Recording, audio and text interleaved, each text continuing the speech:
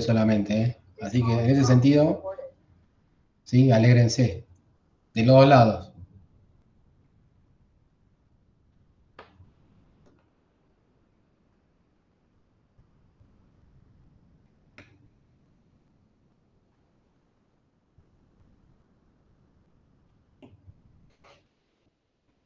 Esto es lo que habíamos hecho ayer. Sí.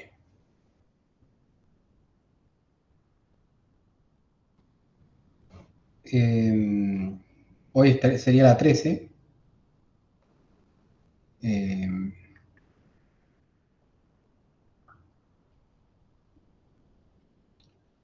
Y los temas serían coherencia y difracción. Vamos a empezar con coherencia. En la parte de coherencia veríamos qué pasa si tenemos dos fuentes con omega 1 y omega 2, ¿sí? Monocromáticas.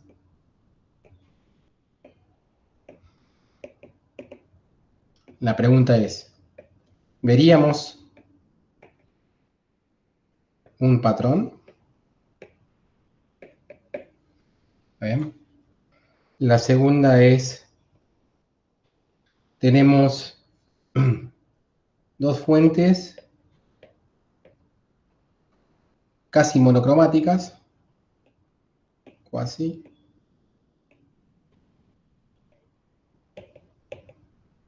Esto estamos dándolo como un hecho. Ahora, ¿cómo es que esas fuentes son así? Digamos, es un problema que se discute por separado. Por ahora lo que vamos a hacer es suponer que existen dos fuentes puntuales, cuasi monocromáticas. ¿Y qué más tendría que ser? Idénticas. A esas fuentes las caracterizamos con un omega medio y un delta omega, ¿no? Lo que habíamos hablado un poquitito ayer. Y el tercer punto de coherencia sería, bueno, y después la pregunta es, obviamente por lo que un poco lo que anticipamos ayer, esto no va a saber nada.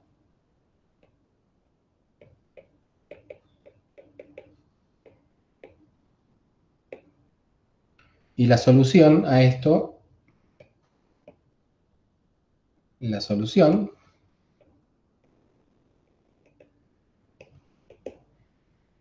usar una sola fuente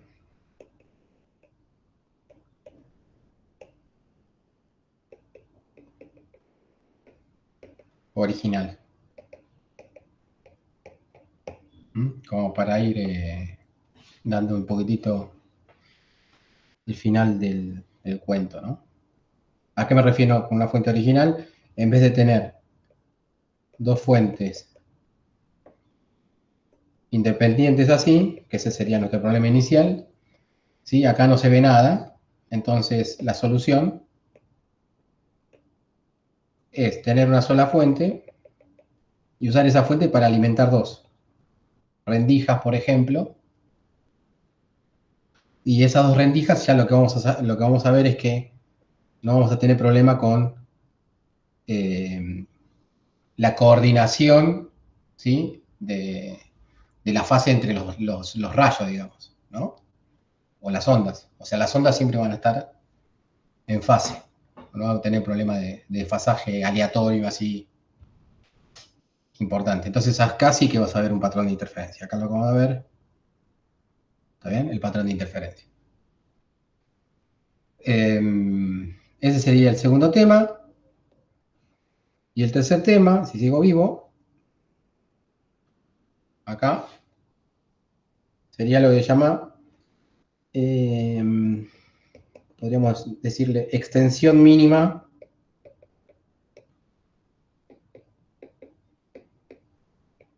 de la fuente.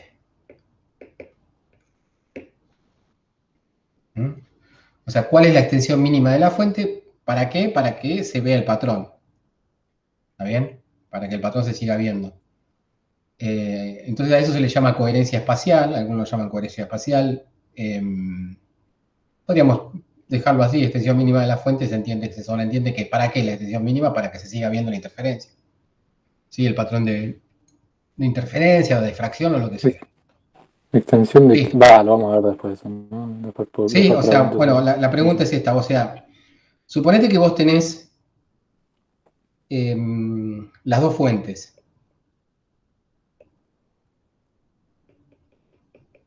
¿Está bien?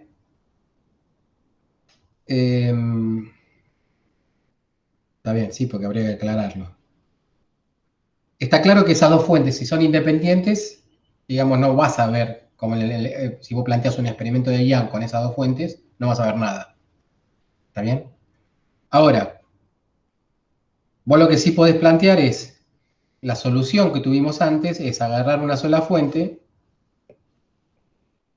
Esto es para poner en contexto, ¿eh? Está bueno porque poner en contexto todo esto porque esta clase puede terminar en cualquier momento. ¿Eh? Si vos tenés una sola fuente puntual y tenés las dos rendijas, a estas rendijas o aberturas se le llaman fuente secundaria, ¿no? Porque son secundarias en el sentido que la fuente original es otra. Esta sería la fuente primaria.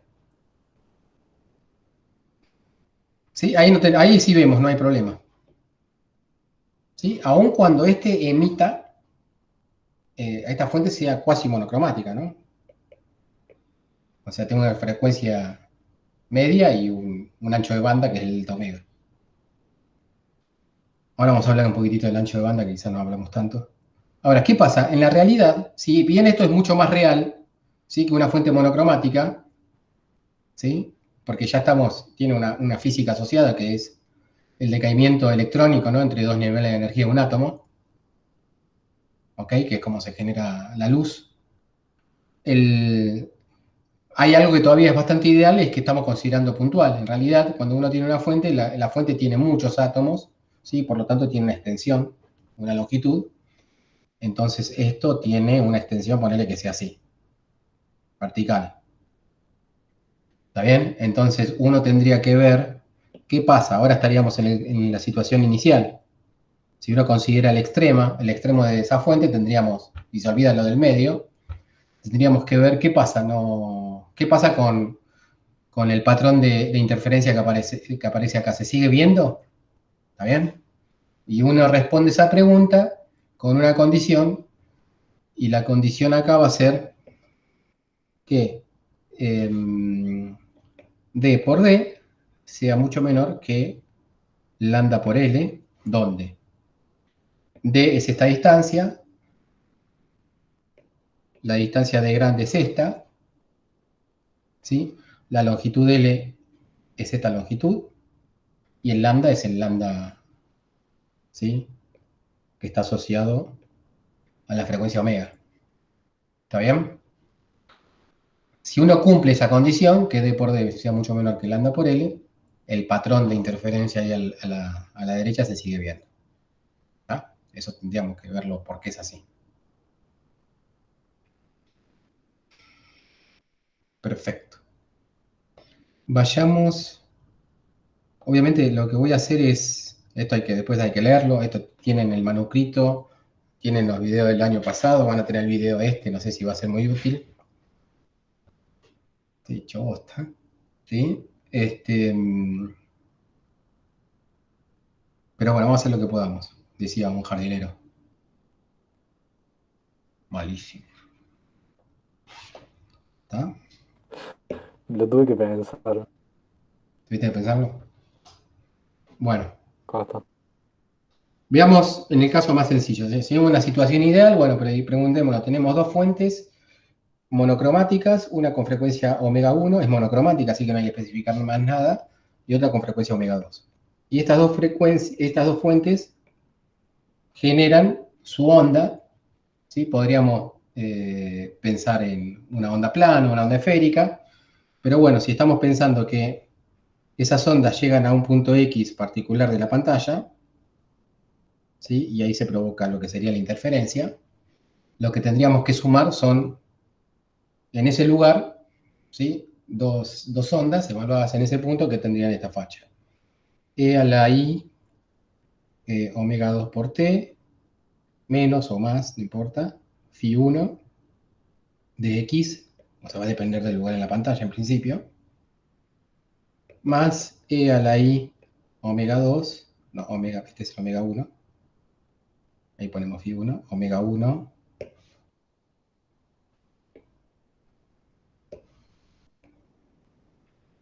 omega 2, ¿está bien? Y bueno, tendríamos una amplitud ahí que va a depender si es esférica, si es plana, pero en principio, por simplicidad, supongamos que es la misma amplitud con la que llegan esas dos ondas en ese punto. Y queremos ver qué pasa con la intensidad y la intensidad media, en principio, para ver si vemos algo característico. Entonces, la cuenta que yo les propongo hacer es a omega 1, ¿sí? Pensarlo como, primero que todo, vamos a definir dos omegas. El primer omega que definimos es el omega medio, que sería omega 1 más omega 2 sobre 2. Y el delta omega, que podría ser el omega mayor menos el omega menor. Vamos a suponer que omega 2 es el mayor, menos omega 1. También podría ser sobre 2, podríamos dejarlo sobre 2, y lo que va a ser el delta omega es cuánto se aparta del promedio. Si lo dejamos así es todo, es lo mismo, ¿sí? Y esa suma de esas dos ondas, uno la puede, lo que podemos hacer es sacar un factor común. El factor común, bueno, esto es phi, en la onda. Entonces, el phi, si yo saco factor común e a la i omega promedio por t, lo que me va a quedar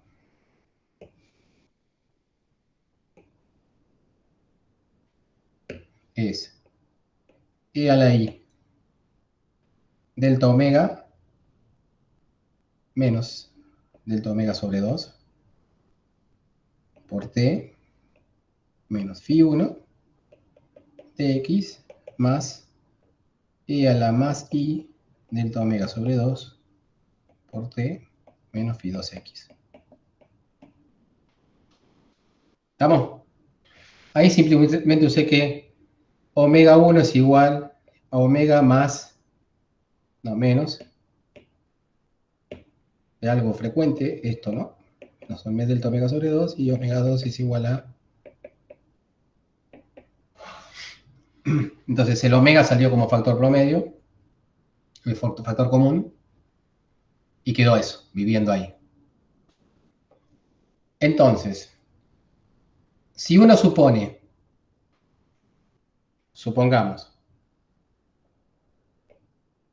para simplificar las cuentas, que omega es mucho mayor que delta omega, ¿sí? Uno puede pensar que esto es una oscilación rápida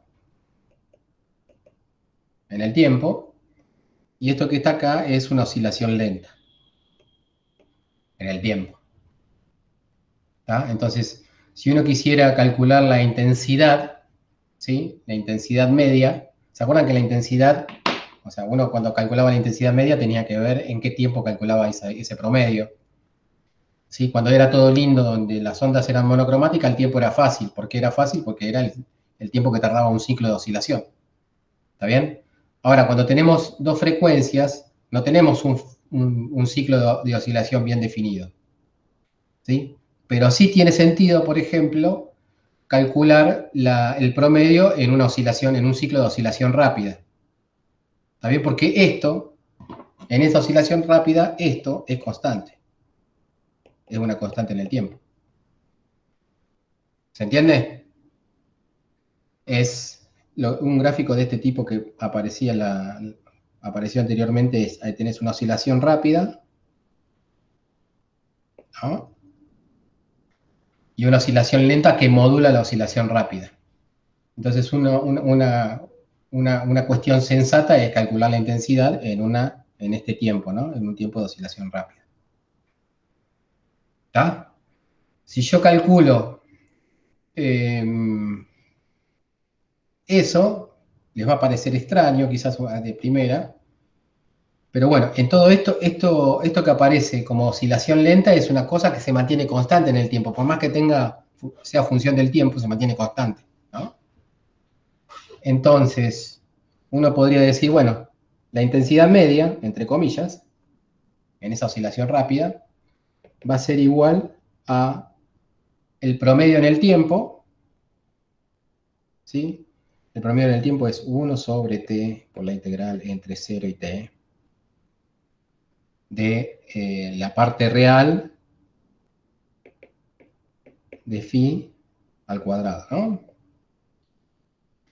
Suponiendo, si en realidad acá siempre hay que tener cuidado de que esto es ahí hay un factor de proporcionalidad que ahora, por ahora, a nosotros no nos interesa. Hay que usar electro para ver ese factor de proporcionalidad. ¿Estamos bien hasta ahí? Y ese t es 2pi sobre la oscilación rápida.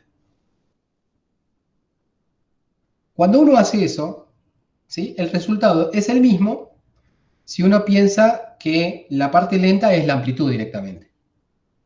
Si uno piensa que la parte lenta es la amplitud, lo que va a quedar es que esto es igual, por las cuentas que se hizo antes, un medio, digamos, pongámosle a la amplitud lenta, por la amplitud lenta al conjugado, ¿no?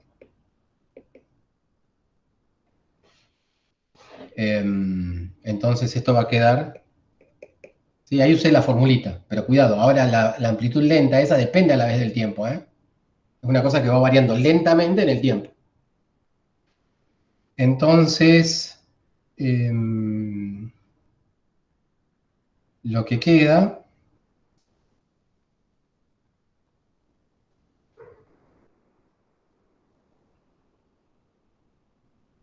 es eso que aparece entre paréntesis por el conjugado, ¿ok?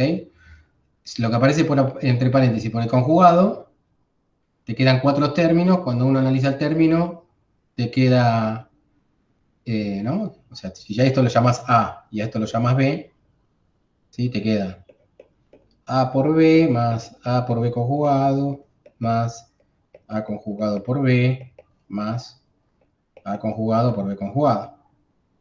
¿Bien? ¿Me siguen?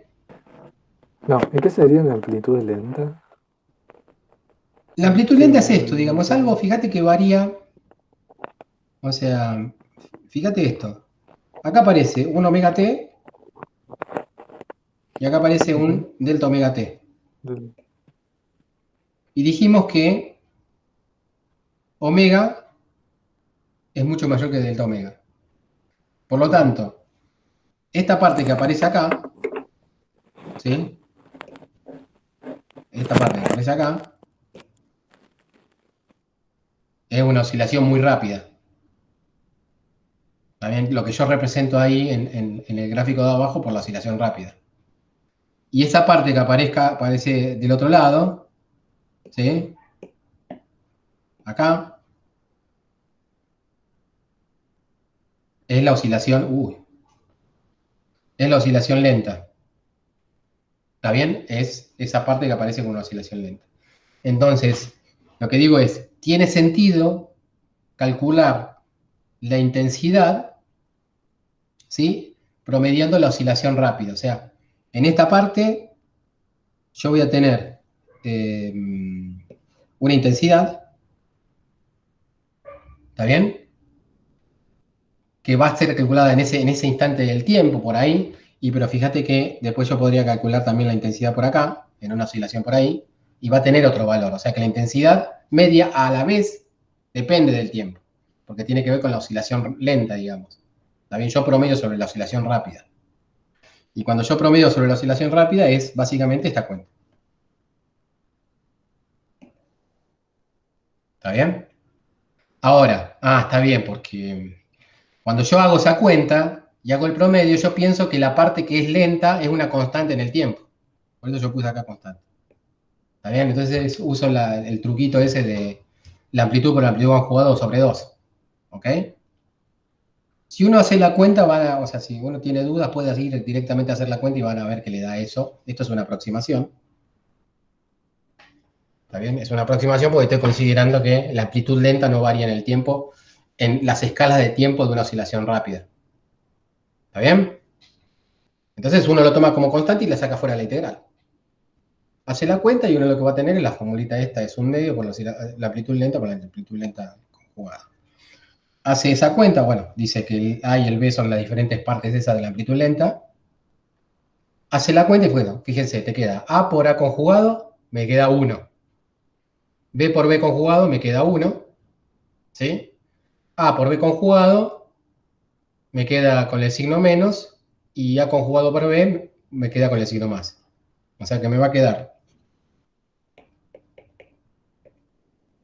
acá me queda, ¿qué dice acá? Cualquiera. Ya está, no, ya.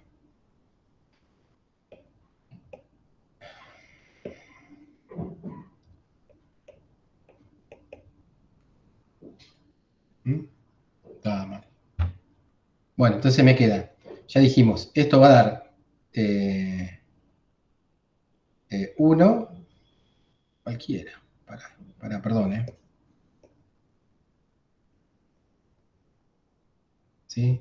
Tenemos A más B por A más B conjugado, me queda A por A conjugado más A por B conjugado más B por A conjugado más B por B conjugado. ¿Mm? O sea, esto sería A más B por A más B conjugado. Entonces habíamos dicho A por A conjugado me queda 1, esto me queda 1, esto me queda E a la menos I por delta omega sobre 2 más delta omega sobre 2, o que me queda menos delta omega, ¿sí? Menos I por phi1 más phi2. ¿Está bien? Y el otro término, que es el B más A conjugado, me queda lo mismo, pero con el signo más. Acá falta el T. ¿Está bien? Más I phi1 más phi2. ¿Está bien? Entonces, esto va a ser igual a 1/2 de 2 más, fíjense que son dos exponenciales con el signo opuesto, o sea que me queda 2 veces el coseno de delta omega t, ¿sí? Más phi1 más phi2.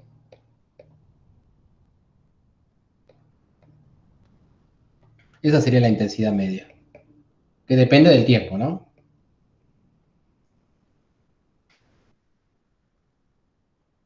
¿Mm? O sea, con un truquito de los cosenos y un poco de trigonometría, el 2 se cancela con el 2 de abajo, me queda 1 más 1, el 1 es coseno al cuadrado más seno al cuadrado, el coseno es coseno al cuadrado menos seno al cuadrado, ¿no? Entonces, los seno al cuadrado se cancelan y me queda el coseno al cuadrado, entonces me queda el coseno al cuadrado de 2 veces el coseno al cuadrado, creo, de delta omega t más phi1 más phi2. ¿Mm? Le hago, tampoco como a hacer tantas cuentas, pero bueno. Acá me quedaría 1 más coseno de lo que sea. Eso es. Acá falta el sobre 2, menos mal que lo hice. Esto es igual a coseno al cuadrado de lo que sea sobre 2 más seno al cuadrado de lo que sea sobre 2, y el coseno es más coseno al cuadrado de lo que sea sobre 2 menos seno al cuadrado de lo que sea sobre 2. ¿Está bien? Entonces este se cancela con este, y me queda 2 veces el coseno al cuadrado, ¿sí? De lo que sea sobre 2. Acá me faltó ponerle sobre 2. ¿Ok? Entonces, conclusión. Lo que voy a ver en la pantalla, la intensidad que voy a ver en la pantalla, es una intensidad que varía en el tiempo, ¿sí? Esta intensidad es lo que yo voy a ver en la pantalla. Es una intensidad que varía en el tiempo y bueno, si uno dice, che, si el delta omega es grande, del orden de nuestra percepción, que es, digamos, 0,1 Hz, ¿está bien? Yo vería en la pantalla ¿sí? Una claridad y una oscuridad, ¿sí? ¿Está bien? Porque es lo que me daría ese coseno al cuadrado, ¿no? Algo que varía en el tiempo lentamente. ¿Estamos de acuerdo?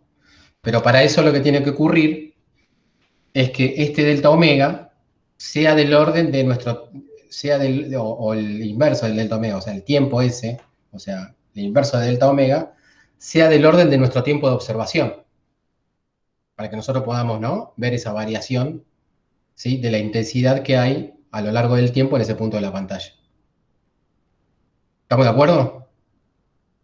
¿Sí? Sí, lo único que supusimos ahora es pensar que el omega es mucho mayor que delta omega.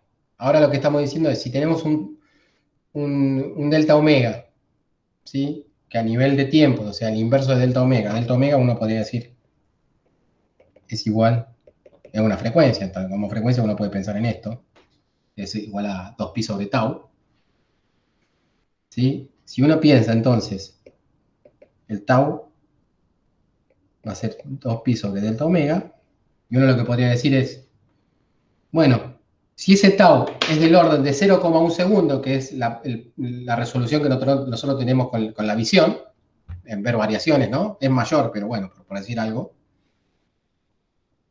¿sí? Nosotros veríamos en ese lugar de la pantalla una variación de la intensidad en el tiempo. ¿Estamos de acuerdo con eso? ¿Mm? Y esa variación de la intensidad proviene de que las dos fuentes que están interfiriendo ahí, perdón, de las dos ondas que están interfiriendo ahí, tienen frecuencia diferente. ¿Mm? Si las frecuencias fueran iguales, fíjense que esta cuenta también nos sirve para frecuencias iguales, delta omega sería igual a 0.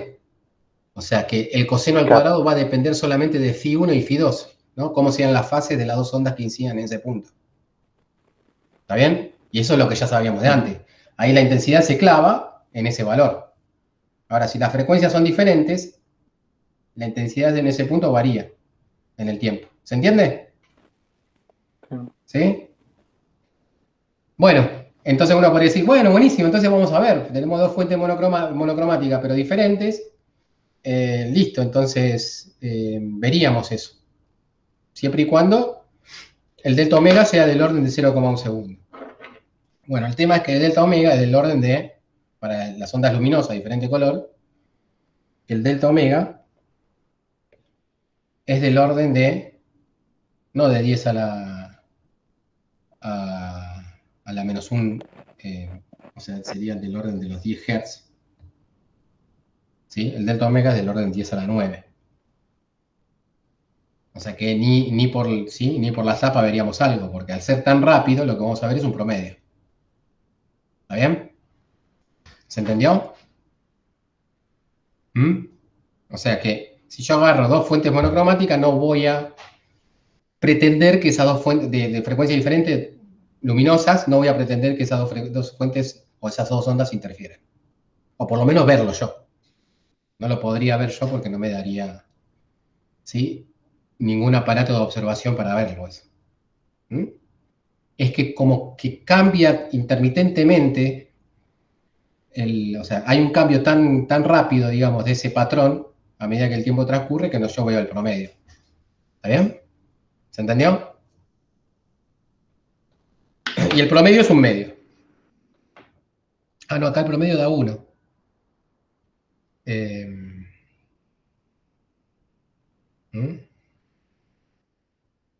Sí, da 1.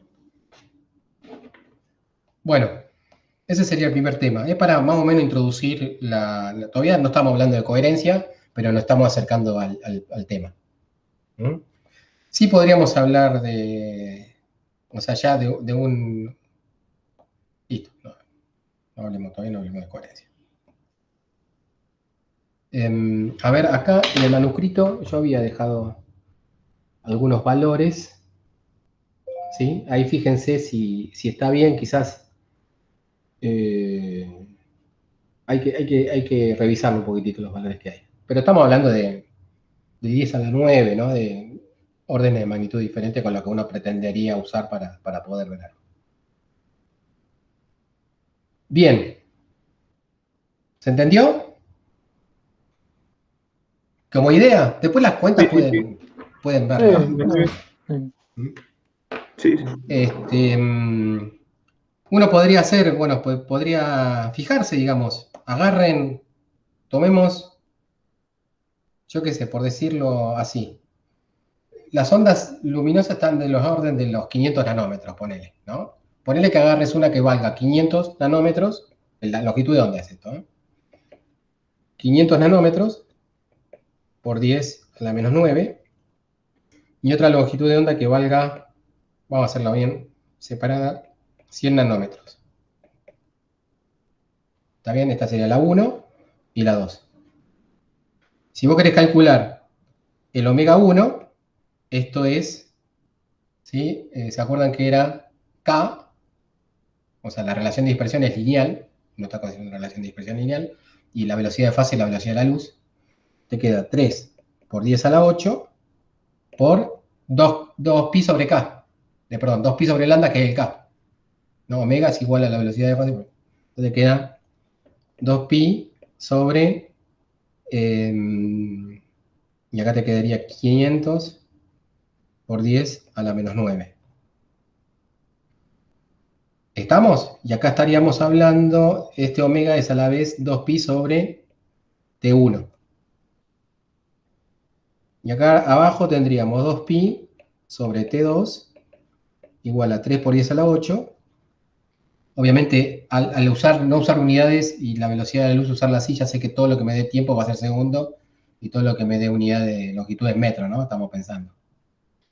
Y acá te quedaría 2 pi sobre 100 por 10 a la menos 9. ¿Está? Entonces, los 2 pi se cancelan. Entonces me queda T1 es igual a 10 a la 8 más 9, 8, 9 más 8, ¿sí? 17. Entonces me queda T1, ahí tengo que invertir todo, me queda 500 sobre 3 por 10 a la menos 17. ¿Está bien? Y T2 me queda 100 sobre 3 por 10 a la menos 17. ¿Sí?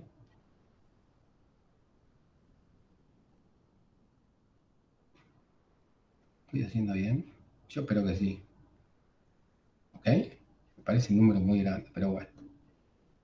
Entonces, bueno, le saco los dos ceros esto y al... ¿Sí? En vez de usar 500 puedo usar 300. Ah, pero no me queda redondo.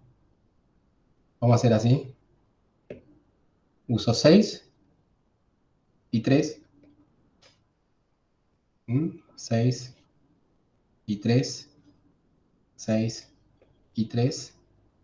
¿Sí? Esto me queda 200 y esto me queda 100. ¿Está bien? Eso me queda 2 por 10 a la menos 15. Y esto me queda 1 por 10 a la menos 15. ¿Sí? Entonces me queda... ¿sí? El delta omega, habíamos dicho que era omega 2 menos omega 1, ¿no? Eso es Sí. 2pi por 2 por 10, el mayor agarro, 10 a la menos 15, menos 1 por 10 a la menos 15. 2pi por 10 a la menos 15.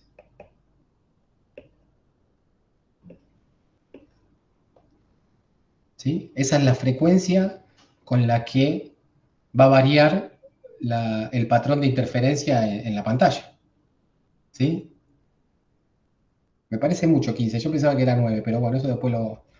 No, pero está bien, porque no estamos pensando en el caso casi monocromático, el monocromático este. Así que no está mal, me parece. Bueno, después eso. Esa es la cuenta que dio. ¿No es 2pi sobre el periodo? Perdón, sí. Entonces aquí queda un medio. Tenés razón. Bien, bien, bien. Claro, no me cerrado, voy a darle menos 15, re lento. Sí, sí, sí. Me equivoqué. Yo estaba pensando en el periodo y no en la frecuencia. Entonces me queda. La mayor sería 1. Ahí estaría bien. Entonces me queda un medio por 10 a la 15. ¿Está bien? Esa sería la diferencia. Entonces el delta omega me queda del orden de 10 a la 15. ¿Está bien? Y nuestra resolución es del orden de 10 Hz. O sea, este sería el de observación y este sería el delta omega del patrón. ¿Ok? O sea, y nunca lo vamos a poder ver. ¿Sí? O sea, por cada vez que veo yo, ¿sí? Varío 10 a la 14 veces. ¿Mm? Imposible. No hay forma con qué darle a esto. ¿Eh? No vamos a ver nada. Menos mal, porque si yo pienso en que interfieren, o sea, suponiendo que vos sos un ser de otra dimensión que puede ver esas cosas, ¿sí? No sé qué ve, digamos, porque está interfiriendo dos ondas, o sea, a nivel de colores, ¿no? Porque sería raro. Debería todo Cuando uno ve una titirando interferencia, todo lo el que ve es la tiempo. interferencia del rojo con el rojo, el verde con el verde, entonces ves lo que vos ves en el laboratorio, no pasa nada, ¿sí? Ahora, ¿qué ves así en el medio? No. O sea, ya deja de tener, a esa escala dejan de tener sentido los colores, me imagino. ¿Sí? Ujú. No sé, pero estaría bueno, ¿no? Para un librito. No estarían Solamente de escribir. como titirando las cosas si pudieras verlas. No Digo, sé, porque como cambia la intensidad. Como- no sé. sí, no. ¿Está bien? Bueno. Bien, ahora vayamos a una situación. Esta es una situación. Está bien, está buena la situación porque es una situación real. Vos podés tener un láser, ¿sí? Dos láseres diferentes y querés hacer interferir, digamos, en un punto y ver qué pasa. ¿Sí? No vamos a ver nada. Va a haber un promedio, seguramente lo que verás es el color, ¿sí? La mezcla de los dos colores. No sé. Y acuérdense que nosotros vemos el rojo, porque el láser es rojo, porque estamos viendo la reflexión de ese color en la pantalla, ¿no?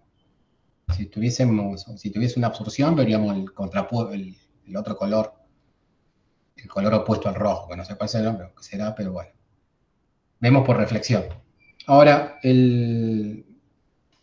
vayamos a una situación en donde uno sí puede explotar esta situación para ver el patrón de interferencia, que es el caso en que lo que se emita tenga una frecuencia definida, pero no sea una onda monocromática, sino una onda cuasi monocromática que tiene una extensión en el tiempo. ¿Mm? Entonces pensemos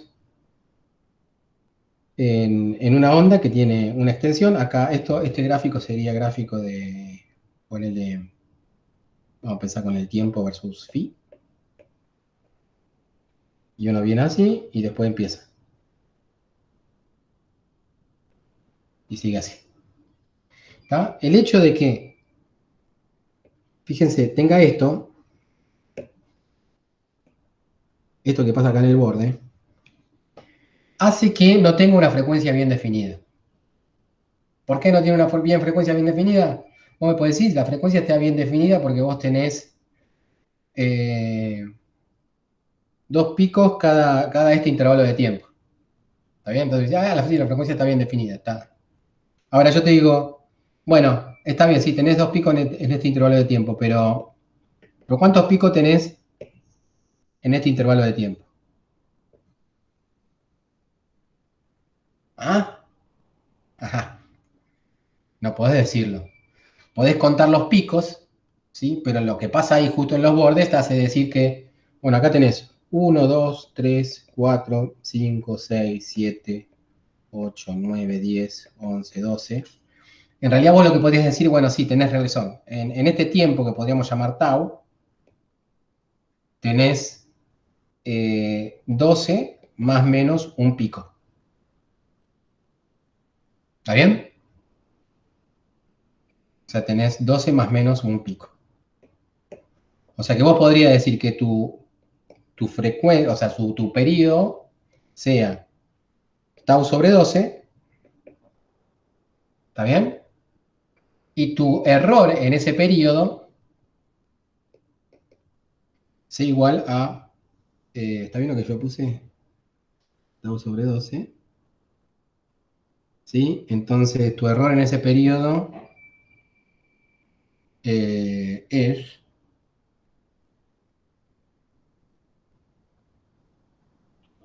se me chipoteó,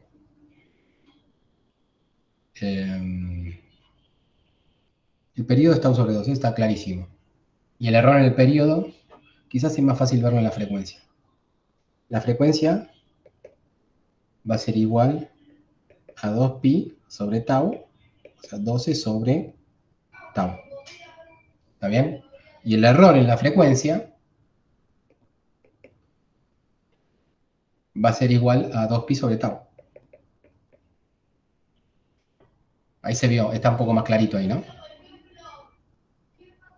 ¿Sí? Esta sería una forma así con los dedos de calcular cuál es el ancho de banda de ese pulso.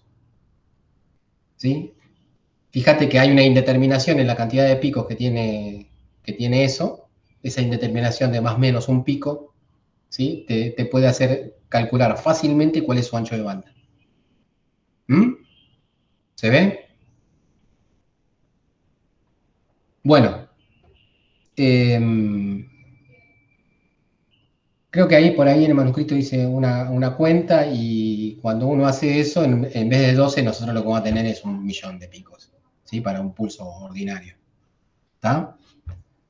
Y esta sería una forma de obtener ese delta omega más o menos así con los dedos. Hay otra forma, que no se las mostré y tendría que haberse mostrado en una clase, pero no quedó tiempo, que es pensando en fasores. ¿Mm? Vamos a suponer, ahora estamos en la descripción de esto, todavía no estamos hablando de coherencia, ya que está, no nos sobra el tiempo, pero bueno, no lo di, así que habría que darlo. Hicimos Fourier, hicimos esto que es re tosco para calcular el ancho del delta omega. Hicimos algo que es muy sofisticado, que es el delta omega, calcularlo con Fourier. Uno podría agarrar la señal, le saca el espectro y ve cuán ancho tiene ese espectro, y con eso saca el delta omega. ¿Sí? Eso sería súper sofisticado para calcular el ancho, ¿no?, de banda que tiene esa señal. El ancho de banda es el espectro de frecuencia, ¿no? Cuál es la frecuencia mínima y la frecuencia máxima que participa, ¿sí?, en la formación de esa señal. ¿Está? Uno puede tener una frecuencia promedio, ¿sí?, pero uno tiene un ancho de frecuencias, ¿sí?, que define esa señal que uno está tratando de describir. Acá para nosotros la señal es esto, tiene ¿sí?, una señal bastante linda, tiene una forma, y bueno, nosotros así muy, muy toscamente calculamos cuál es la frecuencia promedio y cuál es el ancho de banda del omega. La forma en que en realidad uno lo podría pensar mejor, sin irse a los dos extremos, es pensando, por ejemplo, si estamos en el espectro,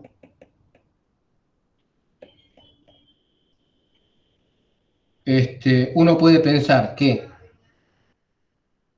si omega 1 es el inicio del espectro y omega 2 es el final de la frecuencia que participan en la señal, ¿no?, que componen la señal. El caso más sencillo, si quieren, es el que nosotros vimos de onda cuadrada, ¿sí? la transformada de Fourier de una onda cuadrada, ¿se acuerdan que era el sinc? A la vez la antitransformada, porque acá estaríamos viendo la antitransformada, porque estamos partiendo del espectro, no de la señal. ¿Sí? ¿Se acuerdan también que era el sinc? ¿No? Por un principio que había que aplique, ¿no? Una de las propiedades que tenía la transformada de Fourier. O sea que esto tendría que ver con un sinc. Pero bueno, para calcular ese sinc hay que tener cuidado a usar cambio de origen y cambio de escala. Porque esto no es una onda cuadrada que es sencilla como menos un medio, ¿no? De amplitud 1. No es así. Esto está centrado en otro lugar, o cambio de origen, y tiene una escala diferente. Entonces, si uno usa esas dos propiedades, ¿sí? Uno podría obtener la transformada de Fourier correcta, ¿sí? Y analizar ahí cómo es, si bien acá lo estamos dando de entrada, el delta omega, ¿sí? Analizar cómo es la relación que tiene delta omega con la señal. Pero bueno, ahora lo que queremos hacer es lo siguiente. Para caracterizar un pulso, ¿se escuchan mi niño gritando? ¿No? Muy de No, fondo, no pasa nada. Sí. ¿Lo reto? no juego para nada. No hace falta. ¿No? Te dan una consulta ahí en el. Sí.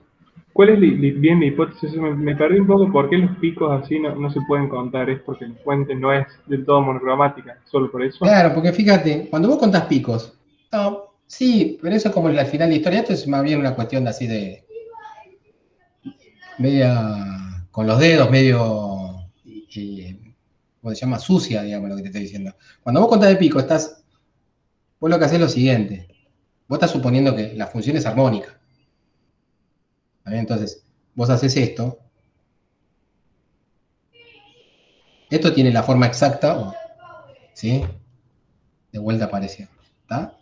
Esto, que está acá, tiene la forma exacta de un seno, ¿ok? Porque arranca así. ¿Estamos?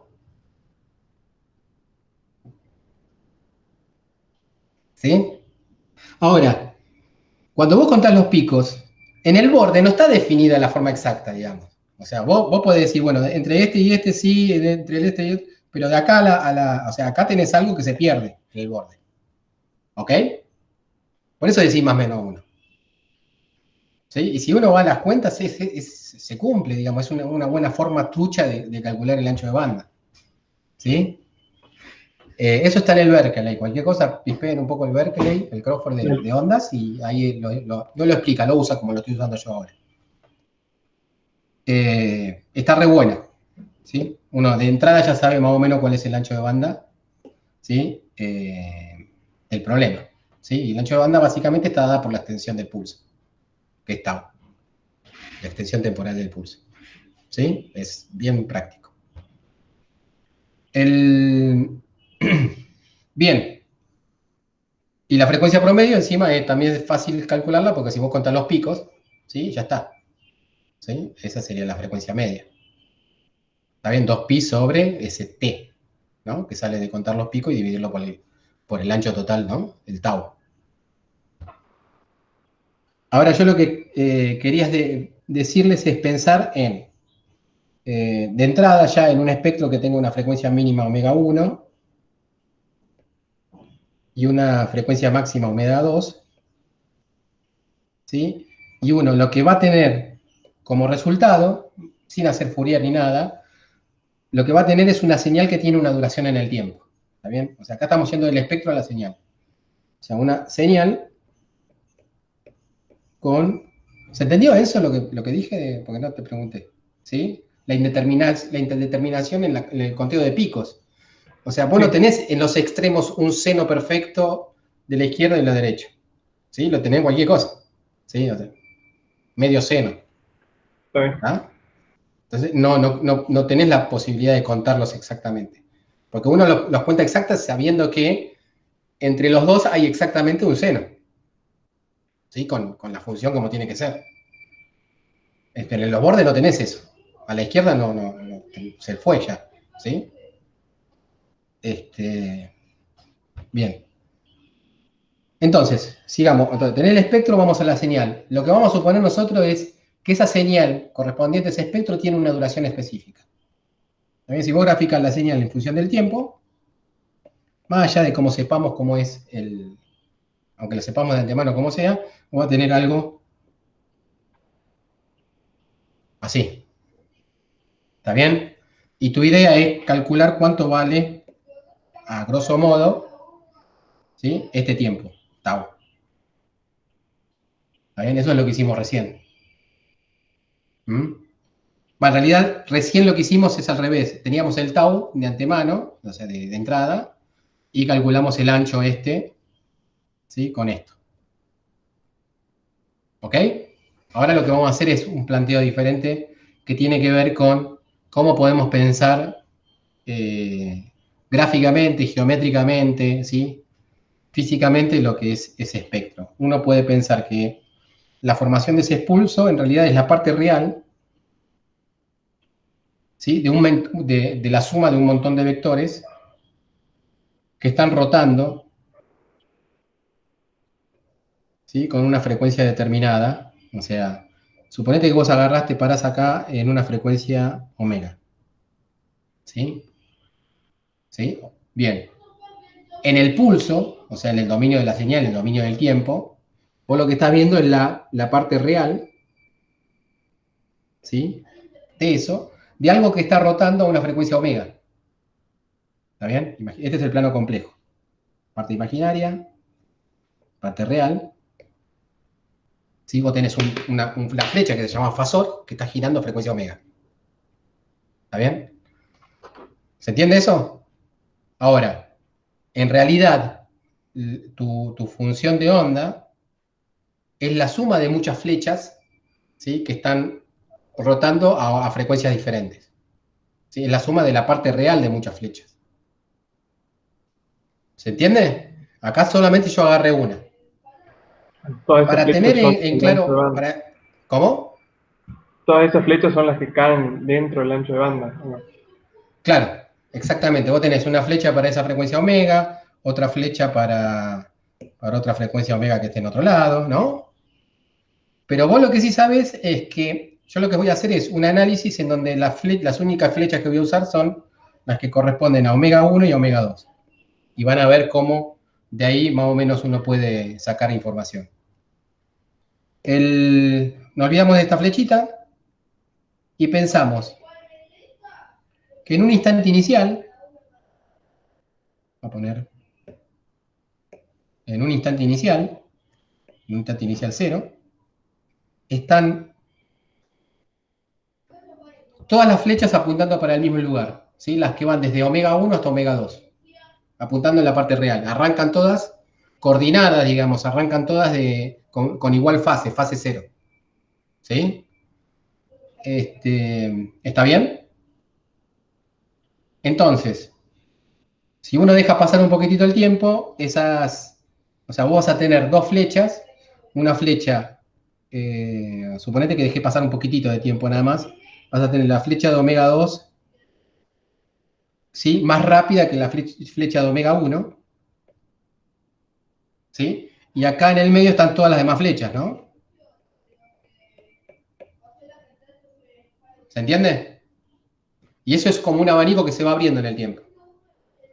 La idea es ver cuándo ese abanico se abre tanto que la suma total de eso en la parte real es 0. O sea, ¿cuándo va a llegar ese abanico a este punto, ¿no? O sea, que la suma total, o sea, yo estoy viendo la duración del pulso. Estoy suponiendo que en 0, digamos, el pulso tiene su máxima amplitud porque están todas las flechas alineadas, esas flechas siguen viajando y después en un momento ese abanico está tan abierto que la suma total es 0. ¿Se entendió ahí? ¿Mm? O sea, Bueno, creo uno que va a no decir, entiendo lo del sí, pero a ver abanico, si yo me pero pongo a sumar esta flecha con esta me da para allá, esto me da para allá, después me da para allá y me vuelvo loco, ¿no? Y después esta flecha me da para allá y un poquitito. Bueno, ahí me fui porque son todas mucho más para arriba. Pero bueno, como idea, sigamos omega 2 y omega 1. Ahora, suponete que vos tenés una luz estroboscópica. ¿Saben lo que es una luz estroboscópica? Es una luz que sigue cierto ritmo, y esa luz solamente sigue al... A ver, vamos a ponerlo acá. Vamos a borrar esto.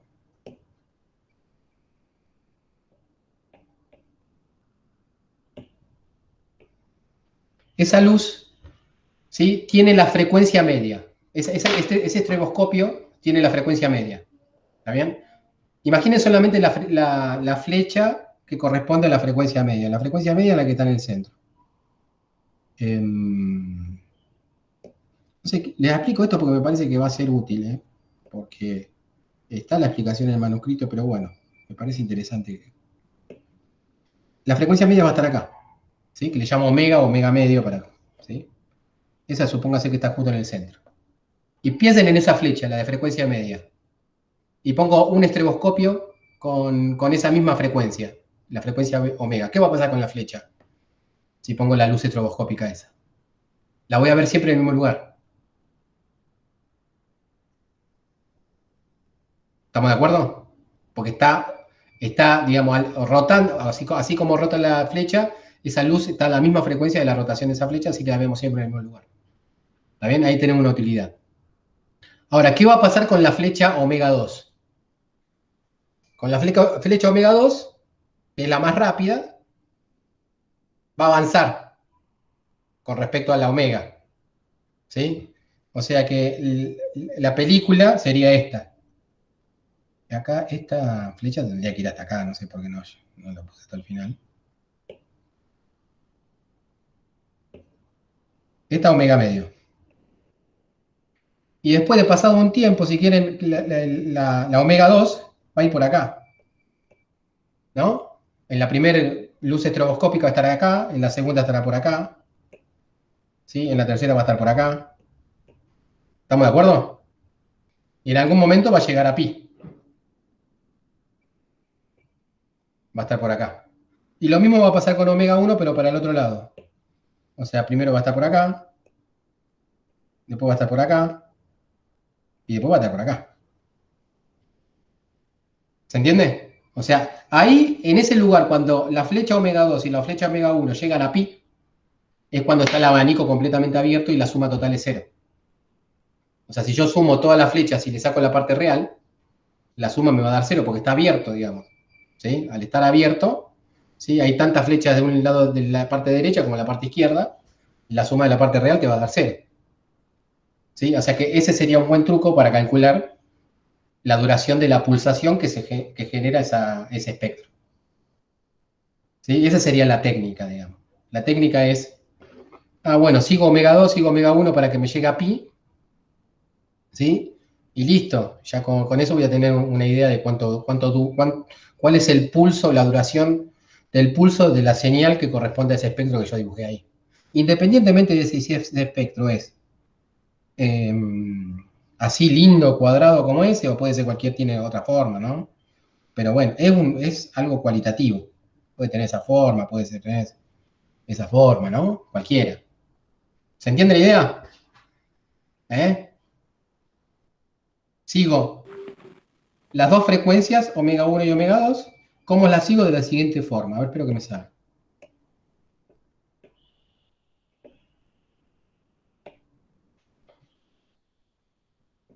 A ver, el omega 2, o sea, el omega 2, por ese tiempo que yo quiero calcular, delta t, ¿sí? Va a ser igual a omega 2, o sea, va a ser el omega medio,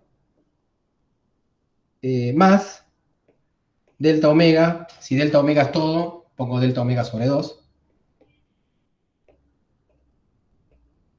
por delta t, ¿ok?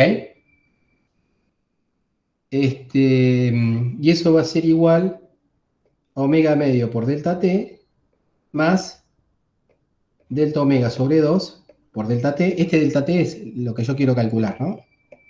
Que es la duración de la pulsación. ¿Está bien? Fíjense que esto que está acá tiene que ver con la parte estroboscópica, ¿no? Y esto que está acá es el avance que va teniendo a medida que va, ¿sí? El estroboscopio se va encendiendo y apagando. A ver, espera. O sea que esto que está acá tendría que ser pi. ¿Mm? Porque el delta omega sobre 2 es la frecuencia con la que va abriéndose el omega 2, pero en esa luz estroboscópica. ¿Sí? Es lo que está apartado del omega promedio, el delta omega sobre 2. ¿Sí?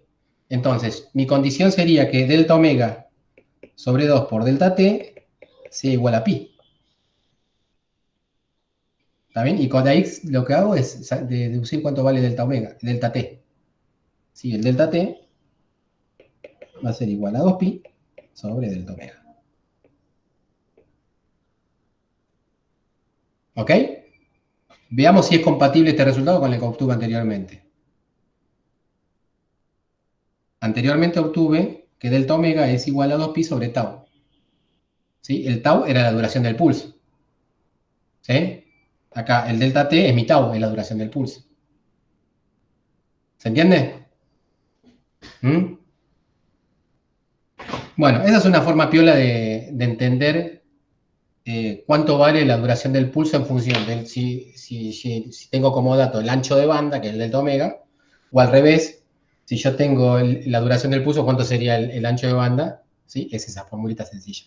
¿Sí? En función de un abanico que se abre, nada más. ¿Eh? ¿Se entendió? Sí. Yo igual Bien, tenía una duda por qué empezamos a hablar de la de luz pulsos estroboscópica. cuando vemos, no, en los pulsos en general, porque cuando veíamos la interferencia de dos fuentes nos pensamos en ondas viajeras así infinitas, por así decirlo, porque acá estamos Con pulsos. analizando pulsos, sí. Claro, bueno, porque la realidad, la luz que nosotros vemos, está generada en pulsos, digamos. ¿Sí? ¿Te acordás que ayer empezamos a hablar un poquitito de los decaimientos de electrones que tienen los átomos cuando están los electrones excitados? Eso es lo que genera la luz que vemos nosotros. ¿Sí? Y la luz que se genera de esa forma es una luz que tiene una longitud de onda determinada. A ver, acá estamos en el tiempo, pero vos podés pensarlo también en el espacio. Ese tren de onda, o sea, en vez de graficar acá, antes le habíamos graficado tiempo, la función de onda versus el t, ahora sobre el x. ¿Sí? Acá, a la par, digamos, a nivel de distancia, a nivel de onda en el espacio, lo que vas a tener una longitud de onda y lo que vas a tener es una distancia L. Es el mismo análisis, nada más que en el espacio. Eso es lo que te genera un decaimiento electrónico en un átomo. ¿Está bien? No me vas a decir, bueno, pero lo que tengo en realidad es la suma ¿sí? de muchísimos de esos procesos, es cierto. ¿Está bien? ¿Qué hacemos para pensar en algo un poquitito más de laboratorio y no tan real? Es pensar en el láser. En el láser también tiene lo mismo, nada más que en el láser, por suerte, hay un mecanismo en donde las cosas que están descoordinadas, ¿sí? Los pulsos que están descoordinados interfieren destructivamente y no salen del láser. Lo único que sale del láser es lo que, ahí sí pues, empezamos a hablar de coherencia, salen todo con la misma fase. ¿Está bien? O sea, si vos tenés algo que proviene del láser, bueno, ahí me adelanté un poquitito quizás. Pero bueno, la pregunta básicamente es que lo típico es que eso viene de cómo genera la luz. La luz se genera a través del decaimiento electrónico, ¿sí? Entre esos estados de energía, ¿no? En un átomo. Que es una cosa que en realidad no nos tenemos que meter con eso porque es una cosa de física atómica, pero por lo menos tenemos que saber tratarlo. Uno dice, el profe dijo que la luz viene así, bueno, viene así. No se cuestiona nada, yo soy grande, ustedes son chicos, ¿sí? Yo tengo la razón, ustedes no. ¿Está? Listo, es así. Bueno, perdón. Pero viene así. Es que físicamente es la cosa más sensata que nosotros podemos definir como que es la luz que vamos a usar en el laboratorio. Ahora tenemos que ver cuáles son las condiciones para que eso que viene así pueda usarse para ver patrones de interferencia y difracción. ¿Está bien? Porque lo primero que va a ocurrir, que es lo que voy a explicar ahora, es que, bueno, si yo tengo dos, supóngase una situación recontra ideal todavía, dos átomos, no solamente dos átomos, dos electrones en átomos diferentes que decaen, ¿sí? Y van generando una onda que tiene esta facha, ponele. Vamos a suponer que todo tiene la misma longitud, ¿eh? Y acá tenés...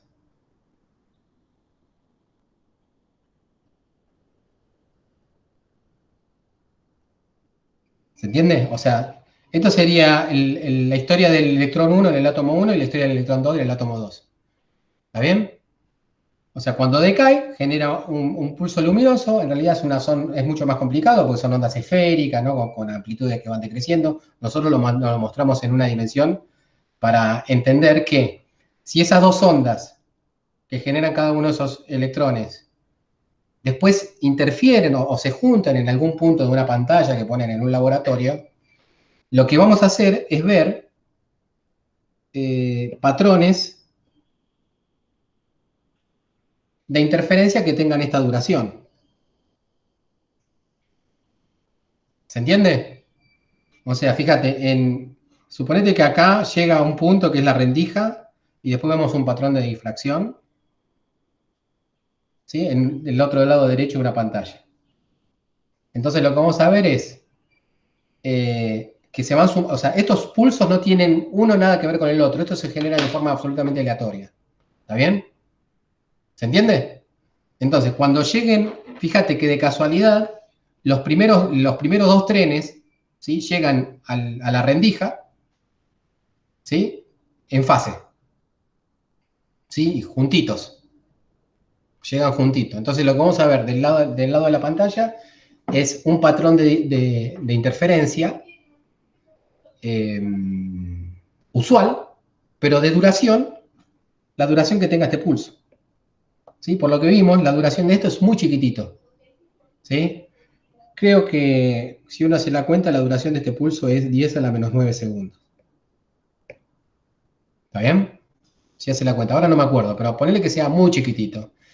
Entonces lo que vas a ver sobre la pantalla son patrones de interferencia. En este caso, el primer patrón de interferencia de duración 10 a la menos 9 segundos va a ser un patrón de interferencia centrado. Porque los primeros dos trenes vienen en fase, ¿se acuerdan? Es como que no hay diferencia de camino óptico de antemano. Entonces, en el centro va a tener una interferencia constructiva. ¿Sí? Pero la duración de esa interferencia va a ser 10 a la menos 9 segundos. Después, los otros dos trenes, fíjense, bueno, está bien, el tiempo es menor, pero uno puede hacer una aproximación, bueno, 10 a la menos 10, 10 a la menos 9, no importa. Es chiquito, pero lo importante no es que sea chiquito, sino que además está desfasado en forma aleatoria, digamos. ¿Sí? Al estar de entrada desfasado en forma aleatoria, el patrón de interferencia en la pantalla se corre aleatoriamente. ¿Está bien?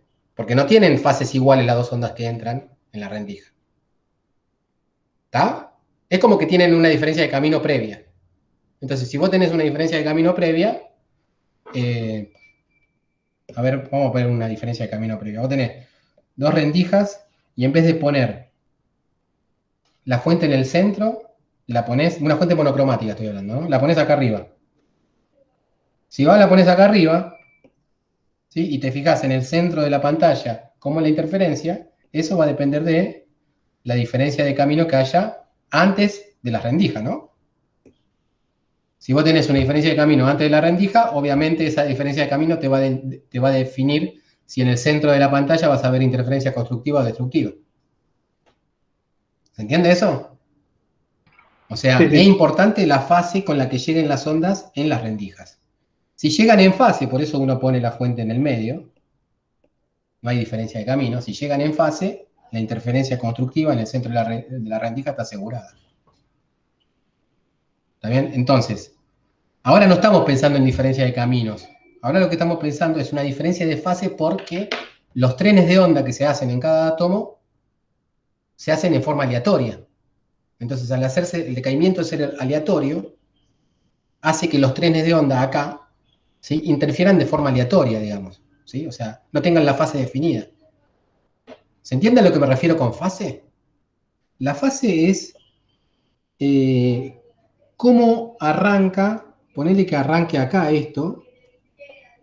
Quizás esa es la cuestión. Vos tenés una onda así. Y esa va a interferir con otra onda que es así. Esas dos ondas están en fase. ¿Está bien? Acá está la rendija. Esta es la onda que va a ir por esa rendija. Esta es la onda que va a ir por esa rendija. ¿Sí? Ahí estás asegurando que en el centro de la pantalla vos vas a tener un máximo de interferencia. Ahora, esta onda que está acá, vos la podés correr un poquitito.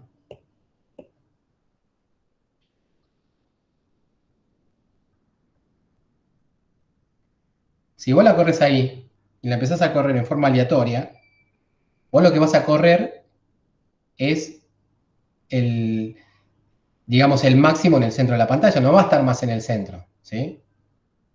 Porque vos no va a estar más en el centro porque tenés una fase inicialmente diferente en las rendijas. Si esas ondas esféricas se generan en la rendija, tiene una fase diferente. ¿También? Lo que vas a ver, el mismo patrón de interferencia, pero corriéndose. ¿Sí? Entonces, es como que vas a tener patrones de interferencias intermitentes, ¿sí? Uno en un lado, o sea, y cambiándose en forma aleatoria, ¿sí? Y como eso ocurre en tiempos muy chiquititos, lo que vos vas a terminar viendo es una mancha, ¿no?, uniforme en la pantalla sin ver nada. Es como decía ayer, es como pasar una película, ¿no?, de 2 horas en un microsegundo. No va a haber nada. ¿Está? Encima la película tiene un argumento, ¿no? Un comienzo, un nudo, un desenlace, un tiro, el mayordomo. Acá no tiene sentido lo que la película, o sea, la película si la pudieras ver no tendría ningún sentido, es completamente aleatoria. ¿Está? O sea, eso sería lo que pasa realmente con una fuente de luz cualquiera, Sí, sí, pero porque mucho en realidad todo lo que estás controlado. viendo proviene de eso y es mucho más Mm, complicado porque en general vos tenés, o sea, acá estamos analizando un caso de una sola mm. frecuencia, ¿está bien? Y que entonces con un láser te aseguras que todos salgan en la misma fase siempre. Es increíble, ¿no? Y con dos Como, espejitos como, semiplateados, como en no sé Fabri cómo. Peloto, lo asegurás. Ah, Es fantástico porque no sé, igual es una materia diferente esa, ¿no? Pero al ser, digamos, al ver interferencia destructiva adentro de esos dos espejos, ¿sí?, se refuerza la interferencia constructiva, ¿sí? Y las ondas que salen son ondas que están en fase. ¿Está bien? Estamos hablando, acordate que estamos hablando de, eh, o sea, pensá en una onda plana, no pienses en el rayo. Si vos pensás en una onda plana, en realidad es más complicado porque no es una sola onda, son varias. Las que vos vas tomando después cuando haces un experimento con un láser, ¿sí?, son diferentes ondas provocadas por diferentes átomos. Dentro del láser tenés un montón de átomos, ¿está bien? Pero lo que tenés es un efecto de cascada que hace que todos los átomos actúen en forma coordinada. Todos los electrones dentro de cada uno de los átomos actúen en forma coordinada, ¿está bien? Y la parte que es de coordinada se cancela adentro, no sale del láser, interfiere destructivamente adentro y se cancela, ¿sí? Está para otra materia eso. Bien, igual, la forma en que se resuelve, o sea, uno lo puede pensar a un láser como un solo átomo grandote, ¿sí?, con un electrón grandote en donde sale una sola onda casi monocromática. Eso es lo que puede pensar el láser. Ahora, si vos tenés eso, ¿cómo haces? Si vos pensás, pues tomás dos láseres, no podés hacerlo interferir. ¿Está bien? Boom.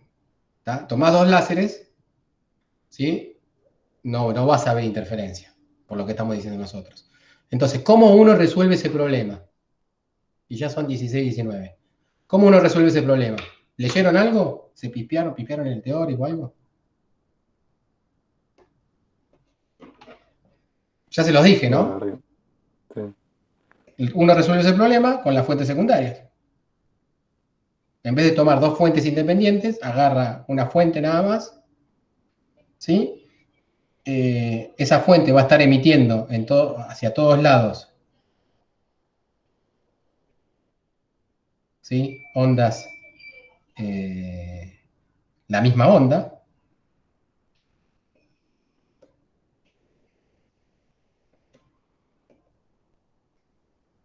¿Se entiende?